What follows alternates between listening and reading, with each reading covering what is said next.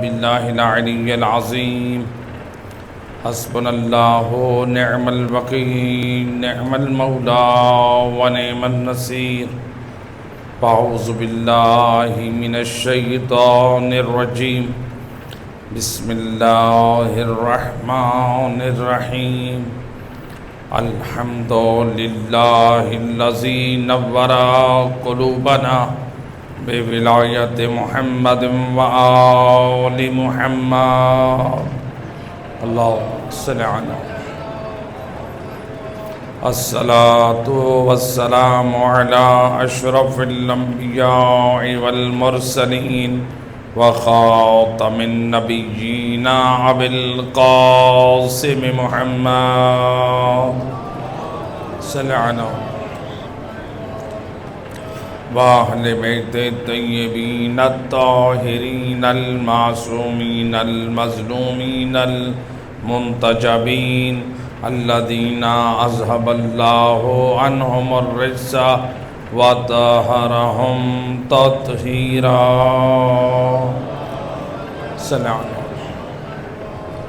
وَلَعْنَةُ الدَّائِمَةُ عَلَىٰ أَعْدَائِهِمْ أَجْمَعِينَ من یوم ظلمهم الى یوم الدین اما بعد فقد قال اللہ سبحانہ وتعالی فی کتاب المجید وفرقان الحمید وقولہ الحق بسم اللہ الرحمن الرحیم واعبدوا اللہ ولا تشرکوا به شیئا وبالوالدین احسانا صلوات پڑھیں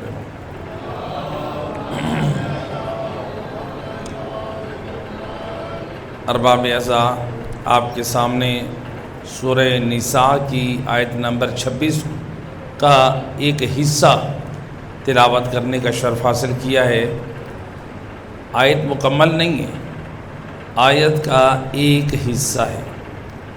اسی ایک مختصر حصے میں اللہ نے حضرت انسان کو 3 میسیج دیے۔ وَاعْبُدُوا اللَّهَ، اللہ کی عبادت کرو، وَلَا تُشْرِكُوا بِهِ شَيْئًا، اللہ کے ساتھ کسی کو شریک قرار نہ دو، وَبِالْوَالِدَيْنِ احسانا، اور اپنے والدین کے ساتھ احسان کرو۔ تو اللہ نے اس آیت مجیدہ کی اس حصے میں 2 حکم تو 3 دیے ہیں، حکم اللہ نے 3 دیے، تینوں حکم جس میں سے 2 حکم کام کرنے کے ہیں اور 1 حکم کام نہ کرنے کا ہے۔ پہلا حکم فرمایا وَاعْبُدُوا اللَّهَ، اللہ کی عبادت کرو۔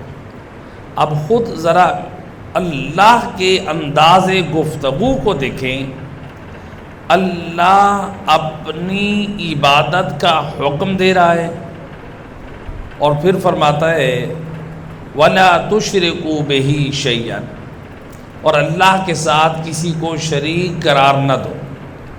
بھئی یہ بات تو سمجھ آتی ہے، بار الہ تو اپنے بندوں کو اپنی عبادت کا حکم دے رہا ہے اور ساتھ ساتھ یہ بھی کہہ رہا ہے کہ میری عبادت تو کرو گے لیکن یاد رکھنا تم کسی کو بھی میرا شریک نہیں قرار دو گے۔ بھئی اللہ کی عبادت کا تقاضا بھی یہی ہے کہ انسان شرک سے بچ جائے، لیکن اس کے فوراً بعد کہہ رہے ہیں وَبِالْوَالِدَيْنِ احسانا، اور جتنے بھی تمہارے رشتے ہیں ان رشتوں میں اللہ نے جس رشتے کو مقدم کیا ہے وہ والدین کا رشتہ ہے۔ کہا جہاں میری عبادت کرو، جہاں میرے غیر کو میرے ساتھ شریک نہ قرار دو، وہاں اگر کسی رشتے میں سے کوئی عزیز رشتہ ہے، کوئی باعظمت رشتہ ہے جس کے ساتھ احسان کرنا ہے تو وہ والدین۔ تو لہٰذا اللہ نے حکم دیا اپنی عبادت کا، اللہ نے حکم دیا والدین کے احسان کا۔ تو جس طرح آیت مجیدہ میں کہا وَلَا تُشْرِكُوا بِهِ شَيْئًا، اللہ کے ساتھ کسی کو شریک نہ قرار دو، تو گویا مزاج آیت سمجھا رہا ہے اللہ کہہ رہے کہ جب تم اپنے والدین کے ساتھ احسان کرو تو اگر تم نے والدین کے ساتھ احسان نہ کیا تو گویا یہ بھی اللہ کے ساتھ شرک ہے۔ آپ کہیں گے یہ کیسے ہو سکتا ہے؟ والدین کے ساتھ احسان نہ کرنا یہ کیسے شرک ہے؟ یہ بھی شرک کی ایک قسم ہے، چونکہ اللہ حکم دے رہا ہے والدین کے احسان کا، اور ہم اللہ کے حکم کو چھوڑ کر شیطان کی پیروی کرتے ہوئے والدین پر احسان نہیں کرتے بلکہ ان کی توہین کرتے ہیں، والدین کی جو ہے وہ رسپیکٹ نہیں کرتے، ان کے حقوق ادا نہیں کرتے، تو ہم اللہ کے حکم کی مخالفت کر رہے ہیں۔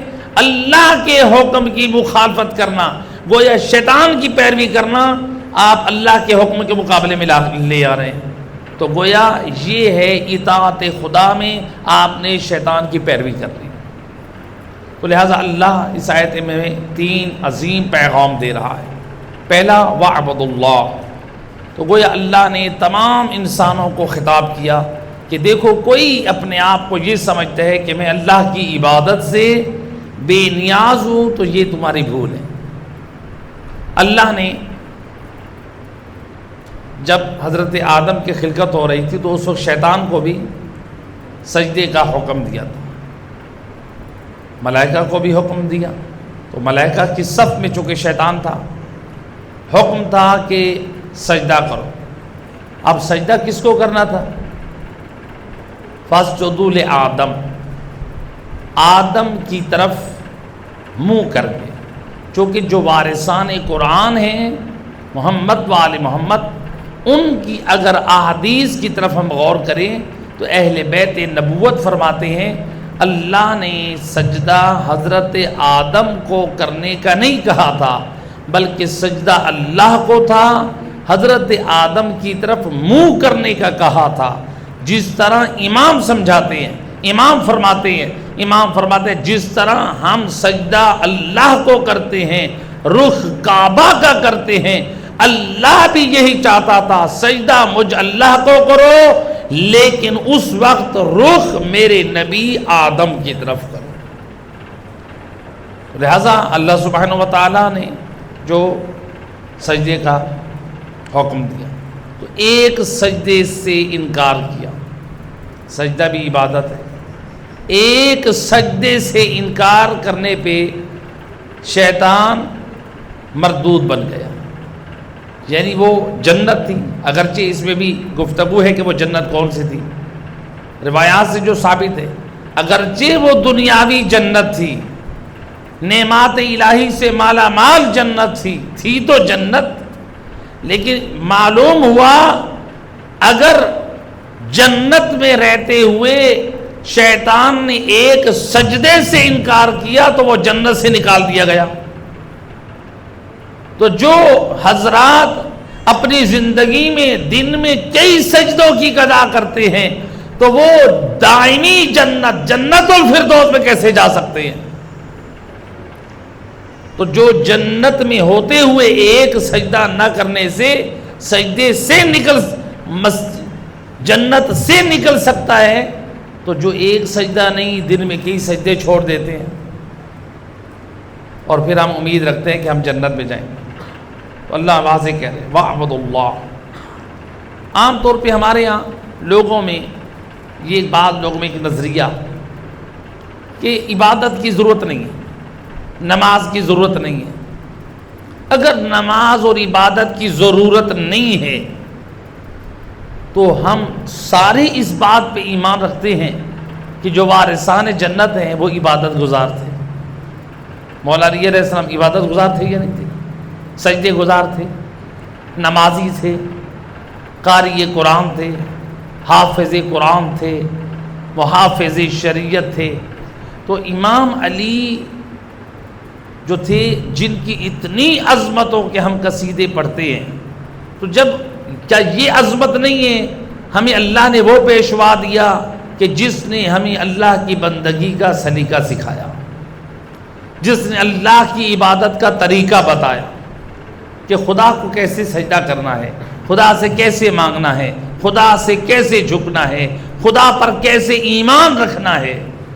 تو لہذا امام نے اپنی زندگی میں عبادت الہی کر کے اللہ کی معرفت کے خطبے دے کے بتایا کہ خدا کس قدر لائق تعظیم ہے اور لائق عبادت ہے۔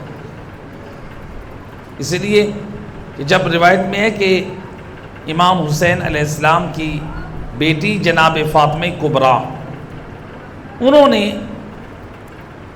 حضرت جابر کو کہا کہ اے جابر، آپ امام زین العابدین علیہ السلام سے آپ ذرا ان کو سے التجا کریں، آپ نبی کے صحابی ہیں، کہ جس طرح واقع کربلا کے بعد ان کی کیفیت اور حالت ہے، کثرت سے گریہ اور بکا کرتے ہیں، ہمیں خوف ہے کہ ہم اپنے وقت کے امام کو جلدی کھو دیں۔ یعنی امام اتنا کثرت سے گریہ کرتے تھے، ہمیں ڈر ہے کہ ہم امام کو کھو دیں۔ آپ امام سے بات کریں کہ وہ اپنا گریہ، اپنی عبادت یہ تھوڑا کم کریں، اتنی عبادت کرتے ہیں۔ امام علیہ السلام کی خدمت میں حضرت جابر آئے اور انہوں نے کہا فرزند رسول، آپ تو جنت کے وارث ہیں اور آپ کی یہ حالت، یعنی آپ اتنی عبادت خدا کرتے ہیں، آپ اتنا گریہ کرتے ہیں، اتنی مناجات کرتے ہیں، تو لہٰذا تھوڑا اپنی عبادتیں، اپنا تھوڑا یہ مناجات، یہ اہتمام کم کریں۔ اللہ اکبر۔ امام علیہ السلام نے کیا فرمایا؟ امام علیہ السلام فرماتے ہیں، جب امام سے کہا گیا نا تو امام نے دلیل کیا دی؟ فرماتے ہیں کہ اللہ کے رسول کے پاس بھی اصحاب نبی آئے تھے، انہوں نے بھی یہی کہا تھا کہ یا رسول اللہ، آپ پر تو اللہ کا فضل اور عنایت ہے، پھر آپ کو اتنی عبادت کی، اتنی رغبت کی کیا ضرورت ہے؟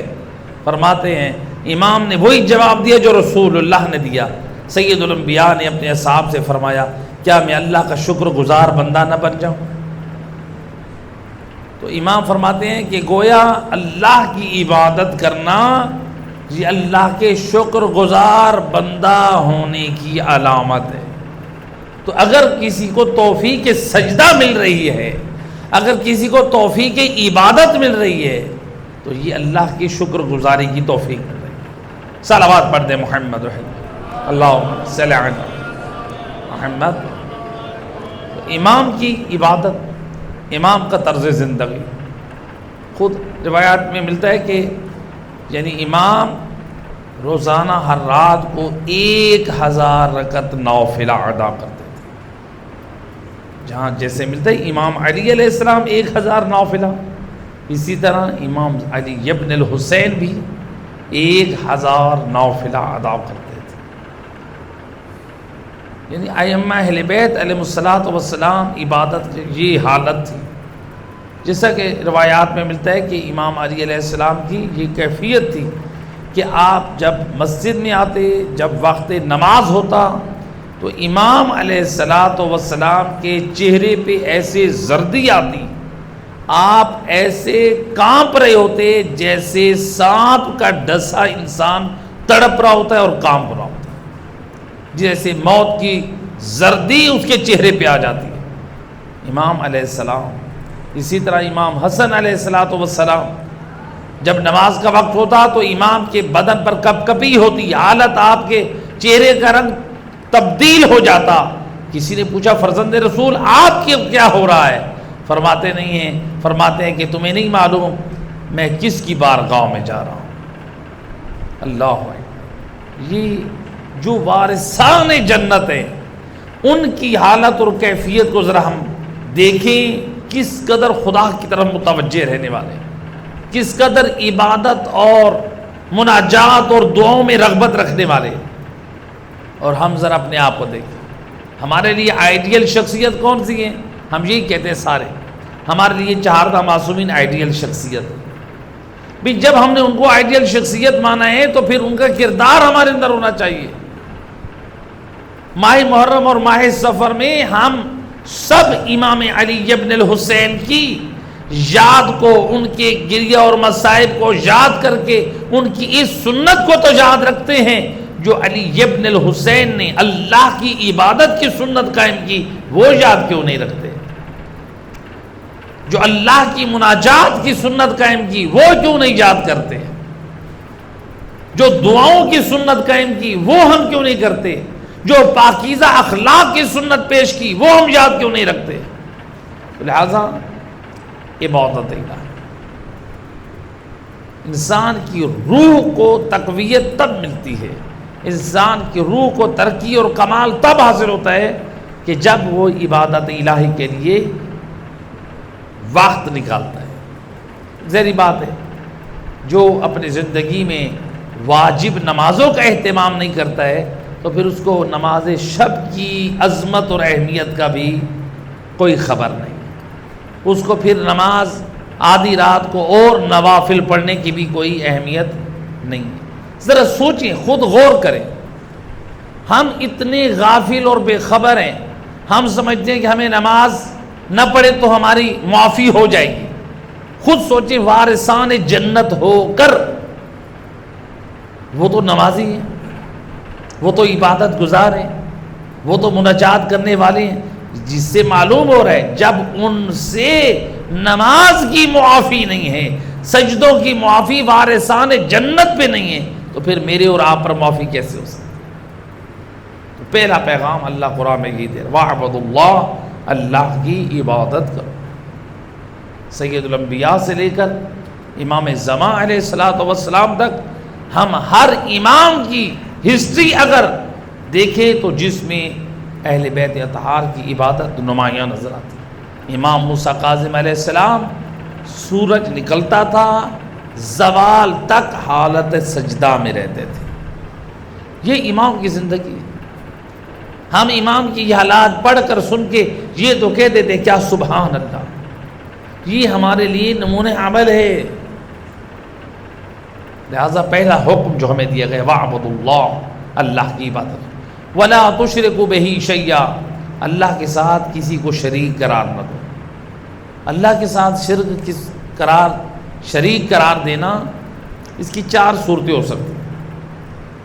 اللہ کی ذات میں شریک نہیں قرار دیں، یعنی کہ یہ کہنا کہ اللہ میں اور انبیاء میں کوئی فرق نہیں، جس طرح عیسائی حضرت عیسیٰ کے اور بی بی مریم اور اللہ کے بارے میں الوہیت کا نظریہ رکھتے ہیں۔ لہذا یہ کہنا کہ یہ سارے مل کے نظام کائنات چلا رہے ہیں، یہ شرک ہے۔ اللہ کی ذات میں کوئی شریک نہیں ہے، یہ کہنا کہ مثلا حضرت عیسیٰ اور اللہ میں کوئی فرق نہیں ہے۔ یہ اسی طرح سے موجودہ دور میں اگر کوئی یہ کہہ دے کہ اللہ اور نبی میں کوئی فرق نہیں، الیاذ باللہ، اللہ اور پنجتن پاک میں کوئی فرق نہیں، اللہ اور 14 میں کوئی فرق نہیں۔ فرق ہے، آپ کلمہ میں پڑھتے ہیں لا الہ الا اللہ محمد رسول اللہ علی ولی اللہ، ہم کلمہ پڑھ کر بتاتے ہیں مولا علی اللہ کے ولی ہیں، اللہ نہیں ہے۔ مولا علی اللہ کے ولی ہیں، رب نہیں ہے۔ تو جو لوگ الوہیت کے قائل ہوئے، جو اللہ کو رب اور اللہ مولا علی کی اللہ اور رب ہونے کا نعرہ لگاتے ہیں، تو یہ اللہ کی ذات میں شرک کر رہے ہیں۔ اللہ کی ذات میں کوئی اس کے ساتھ شریک نہیں ہے، نہ انبیاء ہیں، نہ اولیاء ہیں، نہ اوصیاء ہیں۔ تو یہ جو بعض گمراہ لوگ یہ نظریہ رکھتے ہیں کہ اللہ پنج تن پاک یا اللہ اور 14 کبھی وہ یہ ہو جاتا ہے اور کبھی یہ وہ ہو جاتے ہیں اور یہ اکٹھے ہو جاتے ہیں، اللہ ان میں الیاذ باللہ حلول کر جاتا ہے، یہ مذہب آل محمد کا عقیدہ اور نظریہ نہیں ہے، یہ نصیریوں کا ایک نظریہ ہے جو ہمارے اندر بھی راسخ ہو رہا ہے۔ اپنی نسلوں اور اپنے بچوں کی صحیح عقائد میں حفاظت کیجیے، یہ ہماری شرعی ذمہ داری ہے۔ لہذا اللہ کی ذات میں کوئی شریک نہیں۔ نمبر 2، اللہ کے افعال میں رزق دینا، موت دینا، خلق کرنا، شفا دینا، پیدا کرنا، یہ سارے اللہ کے افعال ہیں۔ تو اللہ کے افعال میں بھی کوئی شریک نہیں۔ اسی طرح سے اللہ کی صفات اللہ کی صفات میں کوئی اس کا شریک نہیں ہے. جیسے اللہ جو ہے وہ علم، اللہ کی علم اور زندہ ہونا، حی ہونا، یعنی اللہ جب سے ہے زندہ ہے، اللہ جب سے ہے صاحب علم ہے. تو اللہ کے پاس جتنا علم ہے کیا انبیاء کے پاس اتنا ہے؟ نہیں. کیا ائمہ خدا علیہ السلام کے پاس اتنا ہے؟ نہیں ہے. ہاں ان انبیاء اور ائمہ خدا کے پاس کتنا ہے یہ دینے والا جانتا ہے یا لینے والے جانتے ہیں. لیکن یہ نہیں کہہ سکتے اللہ اور انبیاء یا ائمہ خدا کا علم برابر ہے یا اہل بیت اللہ کے علم میں شریک نہیں. تو اللہ کی صفات میں بھی کوئی شریک نہیں ہے. اور اسی طرح اللہ کی عبادت میں جس طرح سجدہ ہے، رکوع ہے، نماز ہے، اللہ کے لیے، اللہ کے غیر کے لیے ہم عبادت نہیں کر سکتے. سجدہ غیر خدا کو نہیں کر سکتے. تو لہذا اگر کوئی غیر خدا کو سجدہ کرتا ہے، بعض لوگ کہتے ہیں یہ تعظیمی سجدہ. مذہب آل محمد میں ہمیں ائمہ اہل بیت نے کوئی ایسا حکم نہیں دیا کہ اللہ کو یہ سجدہ کرو اور اہل بیت کو تعظیمی سجدہ کرو. وارثان قرآن نے کوئی ایسی تعلیم نہیں. لہذا اللہ کی ذات میں، اللہ کے افعال میں، اللہ کی صفات میں اور اللہ کی عبادت میں اس کو وحدہ لا شریک ماننا واجب ہے. صلوات پڑھ دے محمد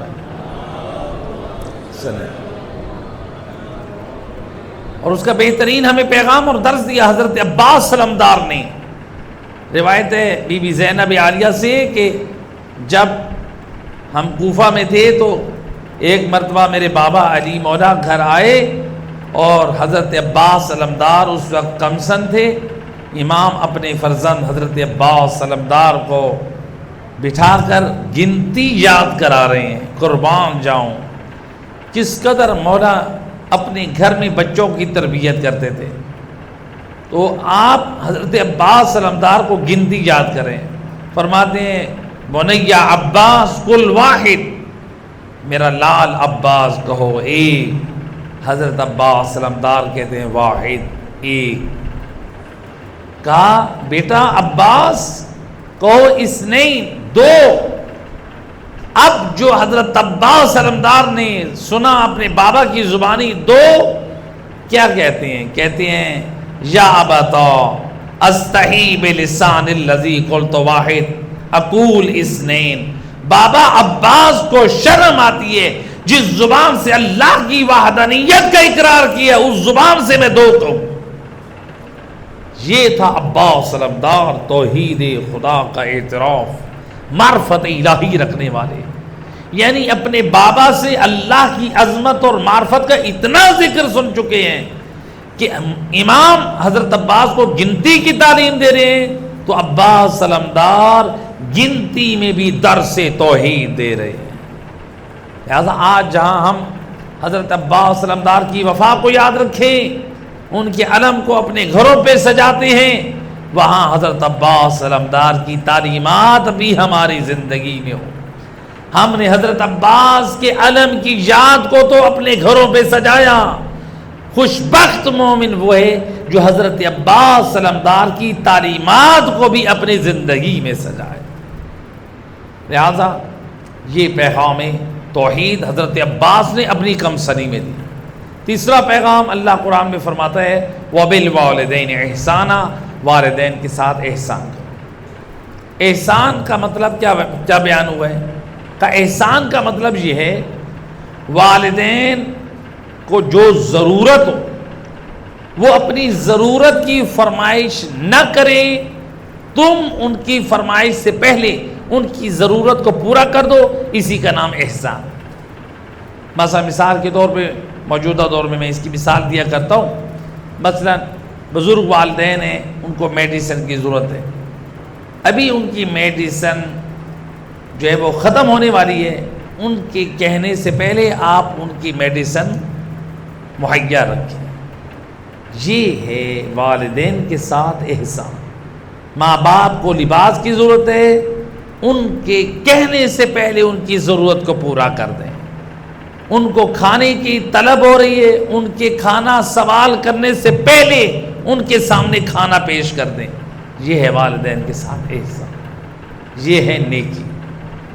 لہذا والدین کی ایک عظمت اور شان ہے۔ روایت میں ہے کہ ایک شخص آیا رسول خدا صلی اللہ علیہ وآلہ وسلم کی خدمت، یا رسول اللہ میں نے بہت گناہ کیے، میں چاہتا ہوں کہ میرے گناہوں کا کفارہ ادا ہو جائے۔ عام طور پہ آتے ہیں نا لوگ ہوتے ہیں کہ مولانا کوئی ایسا عمل بتائیں، ہم توبہ کرنا چاہتے ہیں، گناہوں کا کفارہ ادا ہو۔ تو ایک ہمیں تعلیمات اہل بیت میں یہ بھی ملا، یہ گناہوں کا کفارہ ادا کرنا چاہتے ہیں، کہا جاؤ اپنے والدین کی خدمت کرو، تمہارے گناہوں کا کفارہ ادا ہو جائے۔ اللہ، یعنی سید الانبیاء کی نگاہ میں والدین کی خدمت گناہوں کا کفارہ ادا ہو جاتا ہے۔ ماں کی خدمت کرو، ماں نہیں ہے، کہا جاؤ پھر اپنی خالہ کی خدمت کرو۔ جب وہ چلا گیا تو سید الانبیاء فرماتے ہیں اگر اس کی ماں ہوتی تو اس کی خدمت کا اجر اس سے زیادہ تھا۔ اللہ، یعنی خالہ کو بھی اگر عزت مل رہی ہے تو ماں کی وجہ سے مل رہی ہے۔ خود دیکھیے ماں باپ کا کتنا رتبہ اور مقام، ماں باپ کی کتنی عزت اور شان ہے۔ اس لیے روایت ہے امام محمد باقر علیہ الصلوۃ والسلام، اللہم صل علی محمد و آل محمد، امام فرماتے ہیں من یضمن لی بر الوالدین وصلۃ الرحم ازمن لہ ثلاث، امام فرماتے ہیں جو مجھے والدین کے ساتھ نیکی کرنے والا اور رشتہ داروں کے ساتھ صلہ رحمی کرنے کی گارنٹی دے دے، میں امام معصوم اسے 3 چیزوں کی ضمانت دیتا ہوں۔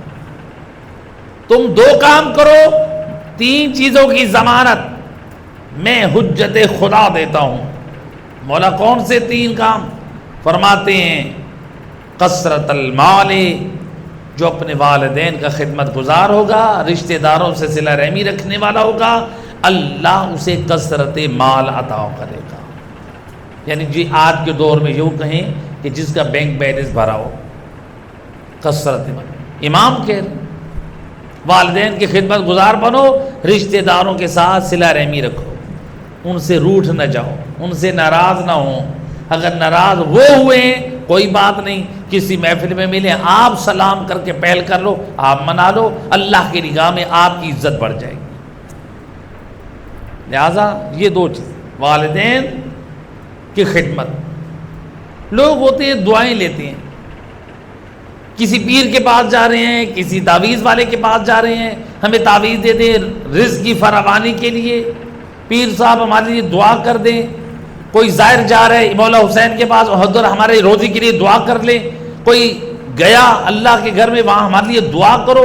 امام فرماتے ہیں اللہ کے گھر میں دعا کروانے والے، حسین ابن علی کے تحت قبہ دعا کرانے والے، کسی پیر فقیر سے دعا کرانے والے، تو کیوں پریشان ہے؟ میں بتاتا ہوں تیرے گھر میں جو تیرے والدین بیٹھے تو ان کی خدمت کر لے، اللہ تیرے رزق میں برکت ڈال دے گا۔ اللہ اکبر، یعنی والدین کی عزت ہے، عظمت ہے، ایک مقام اور شان ہے۔ خدا گواہ ہے، آپ والدین کی خدمت کر کے دیکھیے۔ صبح کا آغاز آپ ماں باپ کے قدموں کو چھو کے آغاز کیجئے تو پھر دیکھیے آپ کے مقدر کیسے بدلتے ہیں۔ اور میں نے بہت سارے نوجوان، کتنے ایسے مومنین ہیں جو جب ان کے سامنے گفتگو ہوئی تو ماشاءاللہ کتنے ایسے نوجوان ہیں، کتنے نوجوانوں کو یعنی ان کو روزگار میں اور لائف میں ان کو آگے بڑھتا دیکھا ہے۔ تو جو میرے سامنے چیزیں آئی ہیں، پابندی کرنے والے، جہاں نماز کی، روزے کی، قرآن کی پابندی کرتے ہیں، ان میں کیا ہے؟ والدین کی خدمت گزار ہے، والدین کی خدمت گزار بن جائے، ماں باپ کو راضی رکھیں، ماں باپ سے دعا لیں، پھر دیکھیے رب آپ سے کیسے راضی ہوتا ہے۔ تو لہذا امام فرماتے ہیں جو والدین کے ساتھ صلہ رحمی کرے اور رشتہ داروں کے ساتھ صلہ رحمی کرے اور والدین کے ساتھ نیکی کرے، اللہ اس کو کثرت سے رزق عطا کرتا ہے۔ صاحب تحفۃ الواعظین نقل کرتے ہیں کہ پرانے زمانے میں ایک شخص بہت غریب گھر کا تھا. آدھی رات کے وقت بوڑھی ماں آنکھوں سے نابینا ہے، کہا میرے لال مجھے پیاس لگی ہے. بیٹے نے یہ نہیں کہا اماں گھر میں پانی نہیں ہے، پرانا زمانہ ہے، مٹکے اور مشکیزے ہوتے تھے. ماں کی فرما برداری میں سردرات ہے بیٹا ماں کے کہنے پر پانی لینے کے لیے مشکیزہ اٹھایا اور گھر سے نکل پڑا. جب گھر سے باہر نکلا تو اس کو محلے میں ایک چور نے دیکھا.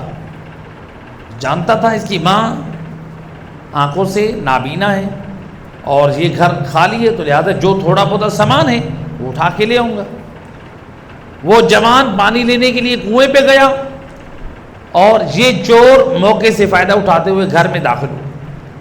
اس نے جو 2 کمرے تھے، ایک کمرے سے صفائی کی سامان جمع کیا، اس زمانے کا جو مختصر سامان تھا، اور جو نابینا جس کمرے میں بیٹھی تھی خاتون اس کمرے سے بھی تھوڑا سا سامان جمع کیا.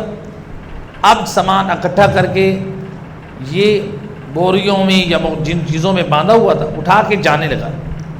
جیسے اٹھا کے جانے لگا تو کیا دیکھتا ہے، دروازے والی سائڈ پہ دیوار بن چکی ہے. دوسری طرف دیکھا تو وہاں بھی دیوار ہے. ہر طرف گھومتا ہے تو کہیں دروازے کا رخ نہیں. آیا دروازے سے تھا، اب چاروں طرف سے دیوار نظر آ رہی ہے. ایک مرتبہ چکرا گیا، پریشان، یہ کیا ہو گیا؟ چکرایا، پر حیران پریشان ہو کے سامان رکھا. جیسے ہی رکھا سامنے والی دیوار میں یہ دروازہ نظر آ گیا. اب جو سامان دوبارہ اٹھا کر دوڑا، دیوار کی طرف جاتا ہے، ہاتھ کچھ بھی دروازہ نہیں، نام و نشان نہیں، دروازہ دیوار بن چکا ہے. سامان رکھ دیا، سامان رکھا، پھر وہ دروازہ نظر نہ آنے لگا. اب بیٹھ گیا. یہ تیسری مرتبہ ایسا ہو رہا ہے کہ دیوار جو ہے وہ دروازہ جو ہے دیوار میں چینج ہو رہا ہے. ماجرا کیا ہے؟ اسی اسنا میں اس کے اوپر نیند کا غلبہ ہوا تو عالم خواب میں کہنے والا کہہ رہا ہے جو اپنی ماں کا فرما بردار ہے اس کے مال کی حفاظت اللہ کی ذمہ داری ہے. اللہ اکبر. اب تھوڑی دیر میں وہ جوان بھی پانی لے کر آیا. دروازہ کھولا، اندر آیا تو کیا دیکھا؟ چور سامان سمیت موجود ہے. یہ کیا؟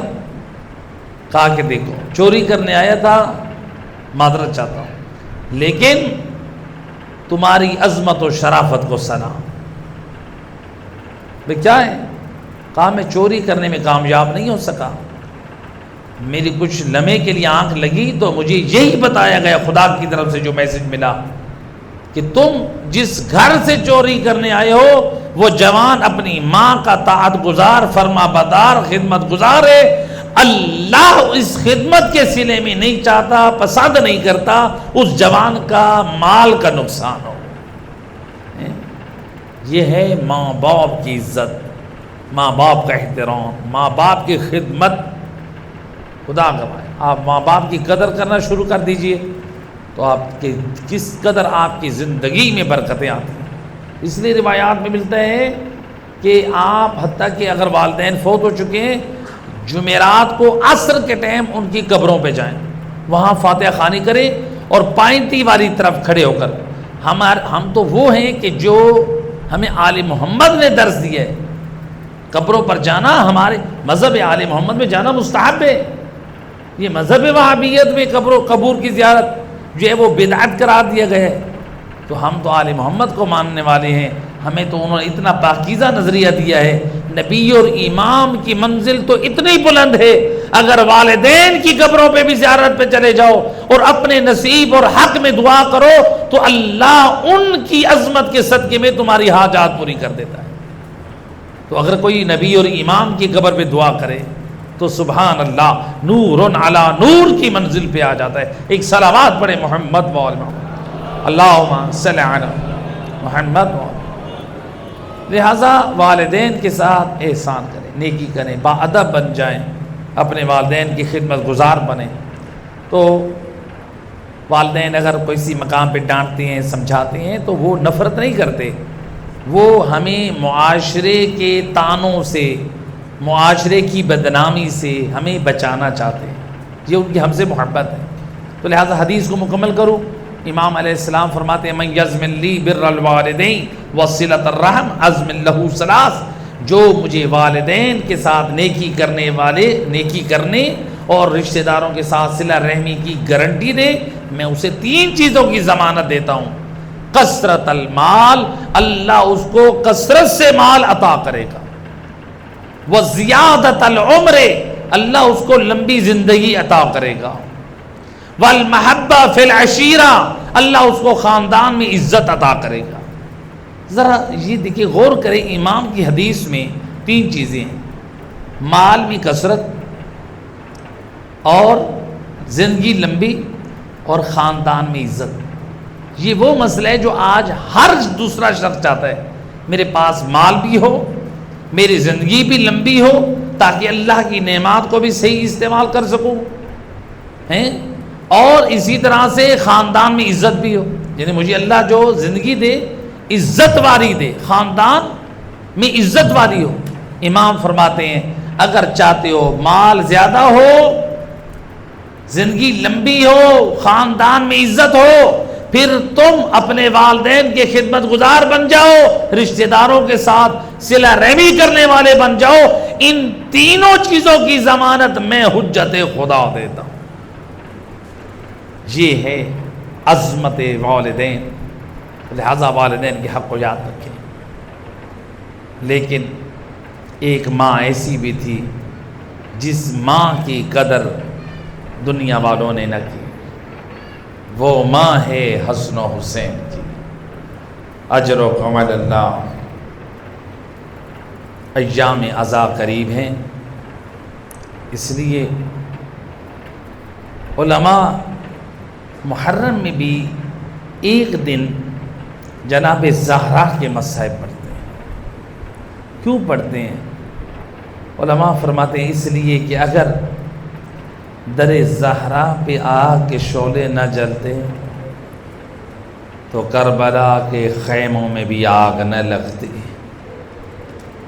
اگر مدینے میں علی کے گلے میں رسیاں نہ ڈالی جاتی تو کربلا سے کوفہ و شام میں علی کی پردے دار بیٹیوں کے بھی ہائے بازو ہمیں رسی نہ باندھی جاتی. اجرکم اللہ. اے میں قربان عزادارو، ہائے آج آپ ایک مرحومہ کی برسی کے آپ آئے ہیں فرش عزا پہ، آپ اہل خانہ کو تعزیت بھی کریں گے. میں کہوں گا اے اہل خانہ، اے خانوادہ، آپ کو تعزیت دینے کے لیے مرحومہ کے والدین کو بھی تعزیت دی جائے گی، ان کے بھائیوں اور رشتہ داروں کو بھی تعزیت دی جائے گی، مرحومہ کے شوہر کو بھی، ہر رشتہ داروں کو بھی تعزیت دی جائے گی. لیکن میں قربان، ہے کیا محمد مصطفیٰ کی وفات کے بعد آپ کی وارث بیٹی فاطمہ زہرا کو بھی تعزیت دی گئی. عزادار اور روایت کہتی ہے ابھی نبی کا کفن میلا نہیں ہوا. ہائے میں تاریخ کا گواہ ہوں، نبی کا 3 دن جنازہ گھر میں پڑا رہا. جب تیسری دن گزرنے کے بعد نبی کا جنازہ اٹھا، صبح کی نماز سے پہلے رسول اللہ کو دفن کیا گیا. ابھی پہلی صبح ہے، ہائے نبی کو دفن کیا گیا، ابھی تو نبی کو دفن ہوئے 1 دن بھی نہیں گزرا. روایت کہتی ہے مسلمانوں نے ہائے آج کے دن کی پہلی نماز ظہر ادا کی. ہائے اس کے بعد در زہرا پہ آئے کیا اجر رسالت دینے آئے.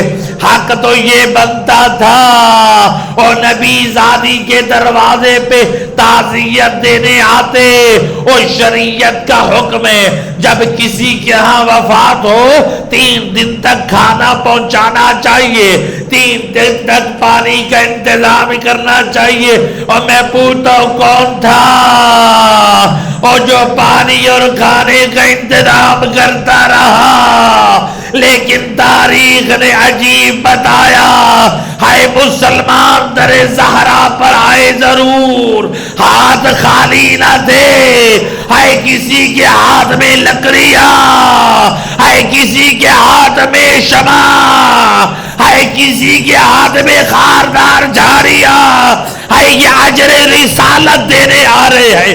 اے بنت رسول زہرا کو اجرکم علی اللہ، روایت کہتی ہے جب ایک ظالم نے دروازے کو دھکا دیا، اے بی بی در و دیوار کے درمیان یا صدا بلند ہوئی، یا ابتا اہکذا یفعل بحبیبت بابا مصطفیٰ، آئیے ذرا دیکھیے وہ آپ کی حبیبہ زہرا کے ساتھ ہے امت کیسا اجر رسالت دے رہی ہے۔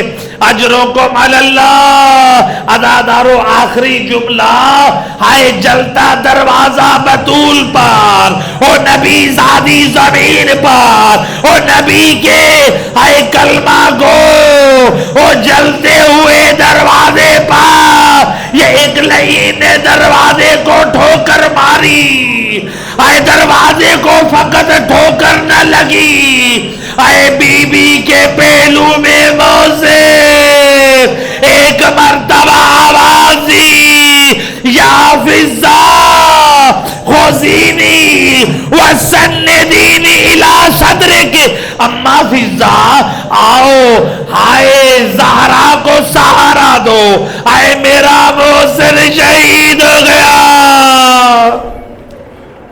الا لعنت اللہ علی القوم الظالمین وسیعلم الذین